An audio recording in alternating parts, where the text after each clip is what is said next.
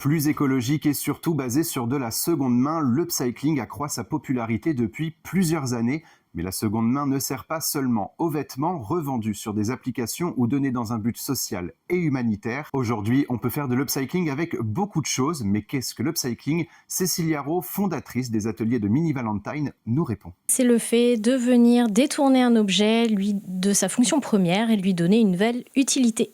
L'upcycling fait partie de toutes les étapes de l'économie circulaire. L'objectif, c'est de venir en fait donner une seconde vie à un objet, le réenchanter et du coup ne pas utiliser de nouvelles matières premières pour le produire. Le terme upcycling, qui veut donc dire en français surcyclage ou recyclage par le haut, a été utilisé pour la première fois dans les années 1990 par l'allemand Rainer Pils. Cet ingénieur était d'ailleurs très agacé par le traitement des déchets en Allemagne et souhaitait faire émerger une autre façon d'utiliser les objets dont on ne se servait plus en les upcyclant. On peut upcycler absolument tout ce que l'on veut. L'idée, en fait, c'est qu'est-ce qu'on va en faire au final, qu'est-ce qu'on va lui donner comme nouvelle utilité. Et c'est ça qui est vraiment challengeant et hyper intéressant. Prenant pour base une société de surconsommation et de surproduction, l'upcycling prouve finalement qu'un objet peut avoir d'autres utilités au quotidien. Dans les ateliers de Mini Valentine, on peut par exemple découvrir des quilles de jeu transformées en bougeoirs ou encore des saladiers en verre devenus des lustres. Et pour trouver tous ces objets, il faut d'abord savoir les chercher. Aujourd'hui, on a de multiples sources et de façons de chiner. Vraiment, on peut chiner vraiment tout le temps si on en a envie. L'idée, c'est de sortir finalement et de se renseigner, les bonnes adresses, les bons endroits, les horaires forcément. Mais aujourd'hui, on peut vraiment chiner n'importe où, n'importe quand. Je chine beaucoup en ressourcerie déjà parce qu'il y a une volonté de réinsertion sociale, il y a une vraie réutilisation des objets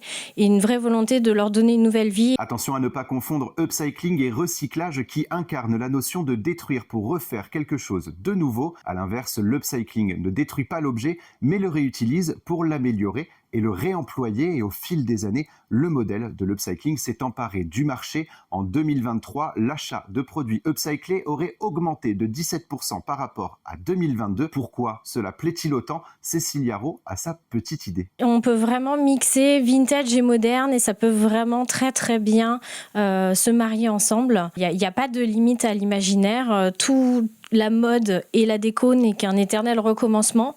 Donc finalement, pourquoi pas acheter de seconde main un objet dont on a envie qui est tendance plutôt que de l'acheter neuf.